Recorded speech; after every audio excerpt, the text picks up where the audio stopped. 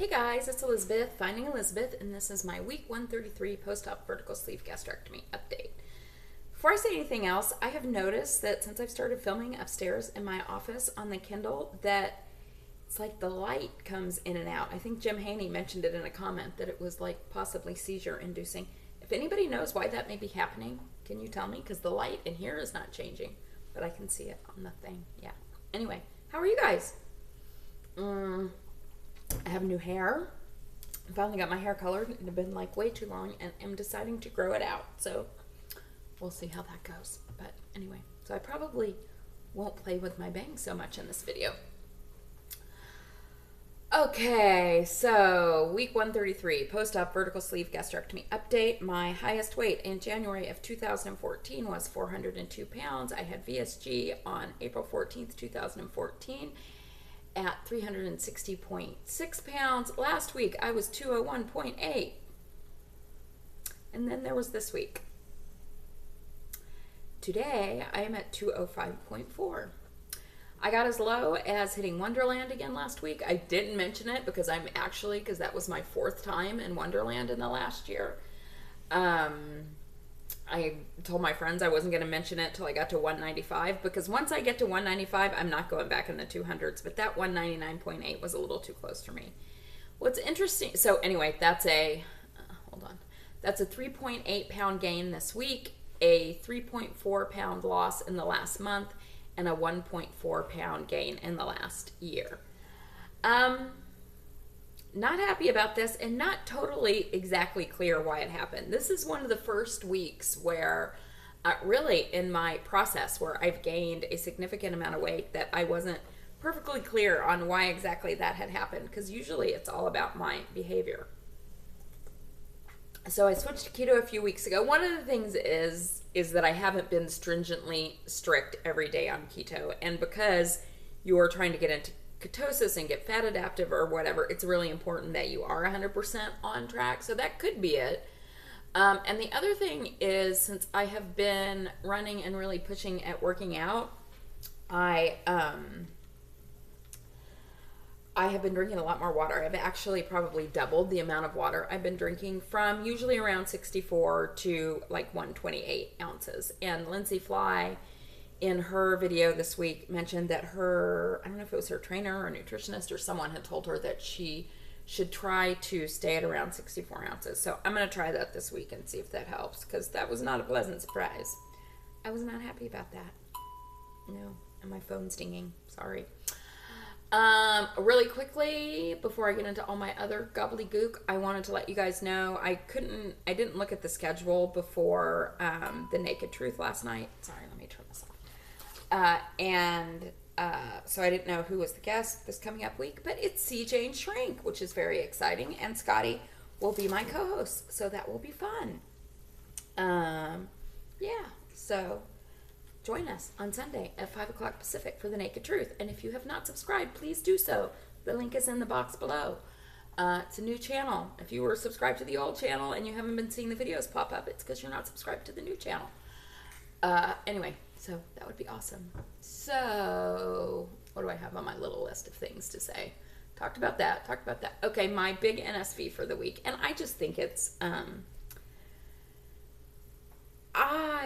really awesome that I'm still having NSVs this far out. And the one that I had yesterday was pretty huge for me. And I posted on Facebook and Instagram and everywhere else possible. But I've been doing C to 5K. This is probably the 4th time since I had surgery that I've attempted C to 5K, and this is the furthest that I have ever gotten.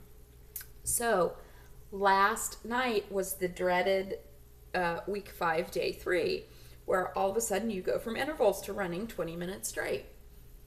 I had never even, I think last week I said my NSV was running 5 minutes straight, and then it was 8 minutes, and then it was 20 minutes.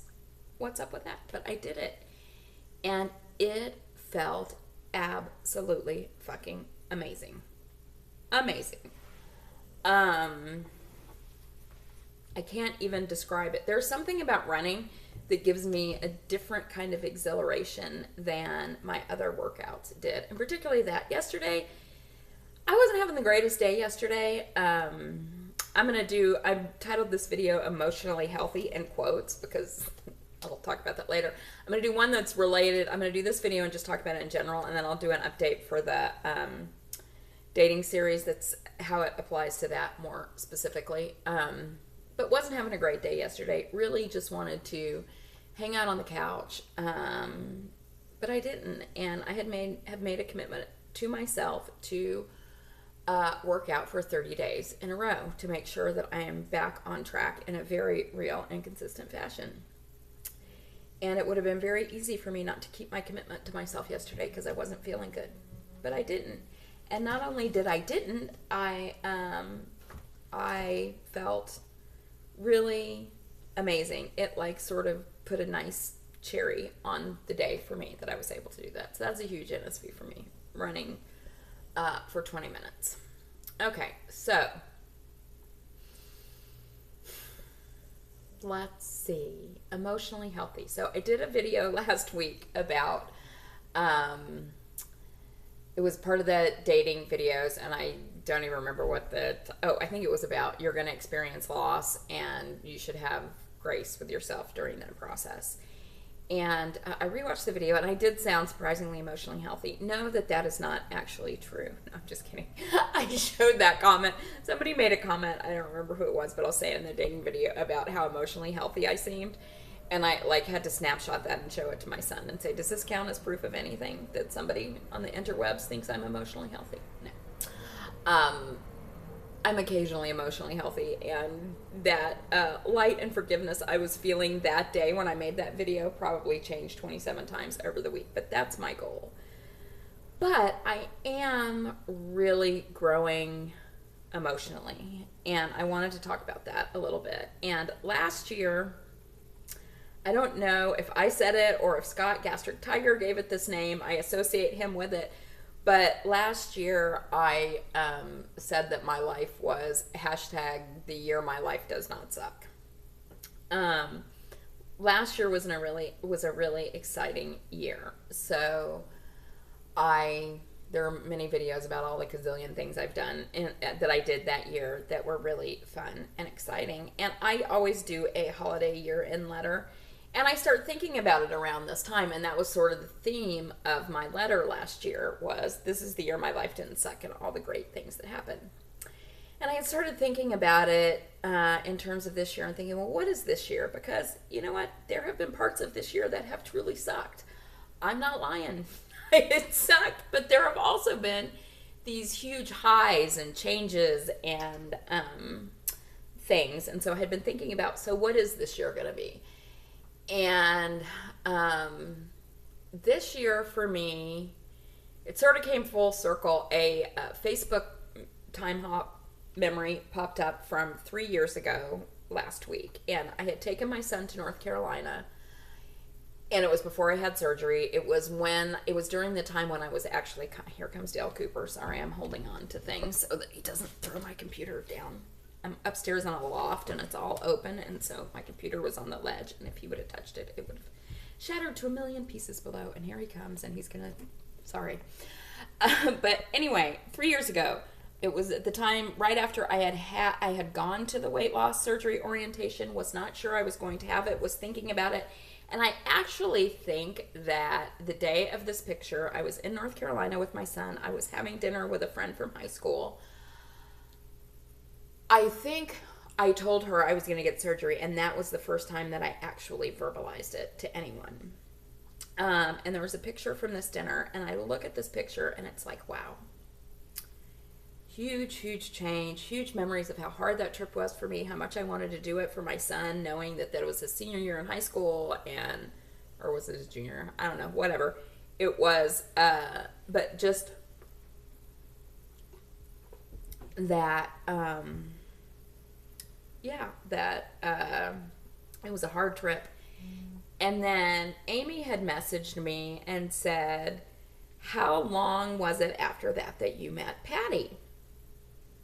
And that like put it in a whole different perspective, because partially I look at that picture and think it was 100 years ago because that was such a different person.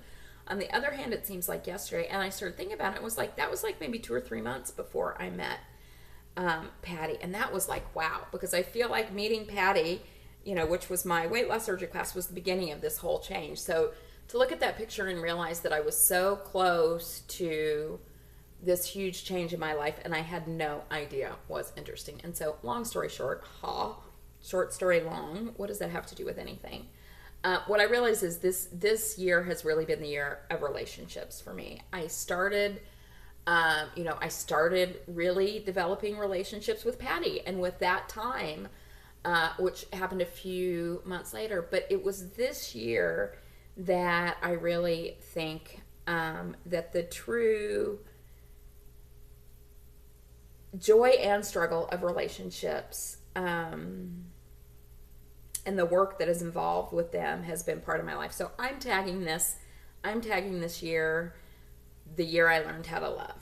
The year how I learned how to love myself more, how to love friends, how to love again romantically. I mean, just so in my family, I mean, so much has changed about how I show up. And I really think that those relationships are, all of them, from the good to the bad to the anywhere in between, are what has helped me be more emotionally healthy.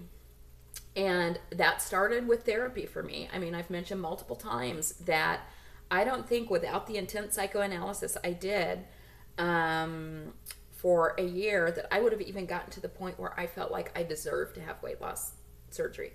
When I went into therapy initially, I remember verbalizing to the therapist that I didn't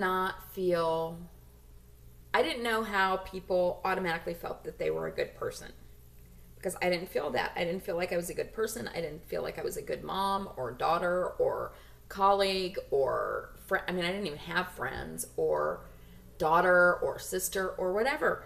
I just didn't think that, and I didn't understand what it was that other people had that I didn't have, where they automatically felt that. So it was through that process of therapy and the relationship with that therapist that I began to see myself reflected back from her perspective, and changed the way I saw myself, and began to really feel like, okay, I know I'm a good mom. I'm not a perfect mom, but I am a good mom. And that was huge for me. And I don't think if I wouldn't have done that, I would have ever even got to the point of having weight loss surgery. So that I think was the beginning of that process for me. And this year, it has been a lesson really in learning how to love. You know, I fell in love, and I'll talk more about it as relates to this on a dating video. I fell in love hard. I fell out of love, my heart was broken hard. That was a process. Grieving that process, learning about myself was a process. I have fallen in love with so many of you who have become close friends, but that is work. I mean, that is, it's work to maintain relationships. It's work to stay present with your friends when they are having really huge and significant life challenges. And the other thing is, as you get to know people and let people in, things are gonna happen that you have to deal with, and dealing with those instead of running away from it is also, huge, because it is, a big growth process. And I have a friend who isolates himself a lot the way I used to. And I'm sorry if I've already said this in a video, but this happened recently. And I was talking to him about this sort of idea of being emotionally healthy. And I am way more emotionally healthy than I've probably ever been in my entire life. But when you are isolating yourself and you are only alone with your own thoughts, that's a scary place to be.